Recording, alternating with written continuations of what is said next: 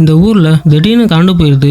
ஏன் பேட்டரியில எங்கிற எந்த விதமான பொருட்களும் ஒர்க் ஆக மாட்டேங்குது. காரு, பஸ், ஃபிளைட்டு, லிஃப்ட்னு எதுவுமே ஒர்க் ஆகல. எல்லாமே ஸ்டாப் ஆயிடுது. ஸ்கூலுக்கு, ஆபீஸுக்குன்னு எல்லாத்துக்குமே லீவ் விட்டுறாங்க. ஏதாச்சும் பொருள் வாங்கினா கூட காசு கொடுத்து தான் வாங்கணும். ஆன்லைன் பேமெண்ட்லாம் எதுவுமே கிடையாது. நம்ம ஹீரோ பேங்க்ல இருக்க காசு எடுக்கலாம்னு சொல்லி பேங்க்கு போனா அங்க கூட்டம் அலமோதுது. நம்ம ஹீரோவே அடிச்சு அனுப்பிடுறாங்க. நம்ம ஹீரோவோட ஒய்ஃப் ஏதாச்சும் திங்ஸ் வாங்கலாம்னு சூப்பர் மார்க்கெட் போறாங்க. அங்க பார்த்தா சாப்பிடறக்கான பொருள் எல்லாமே காலியா இருக்கு. தண்ணி மட்டும் தான் இருக்கு. அதை வாங்கிட்டு வந்துடுறாங்க. அங்க இருக்க சில குடும்பம்லாம் இங்க இருந்தா செட் ஆகாதுன்ட்டு வேற ஊருக்கு கிளம்புறாங்க. இப்படியே நாள் போகுது. சாப்பாடு தண்ணிக்குன்னு பஞ்சம் வர ஆரம்பிக்குது. நம்ம ஹீரோவோட பக்கத்து வீட்டுக்காரன் செத்தே போயிடுறான். இதுக்கு மேல இங்க இருந்தா செட் ஆகாதுன்னு ஹீரோயினோட அப்பா கிராமத்துக்கு போலான்னு மூட்டை முடிச்செல்லாம் கட்டிட்டு ஏர்போர்ட்டுக்கு போறாங்க. அங்க பார்த்தா ஏர்போர்ட் ஃபுல்லா கூட்டமா இருக்கு. ஃபிளைட் போகாதுன்னு எல்லாத்தையும் அடிச்சு தோத்துறாங்க. எப்படியாச்சும் கிராமத்துக்கு போகணும்னு சைக்கிள்லயே போலான்னு பிளான போடுறாரு. சைக்கிள் வாங்கலான்னு கடைக்கு போனா அங்க ஒரு பணக்காரன் ரோலெக்ஸ் வாட்ச், ரோல்ஸ் ராய்ஸ் கார்னு வந்து கொடுக்குறான். அந்த பாட்டி இந்த குப்பையெல்லாம் இங்க கொடுக்காத, ஏதாச்சும் பிரோஜனமா சாப்பிட்றதுக்கு இருந்தா கொடு அப்படின்ற மாதிரி சொல்ல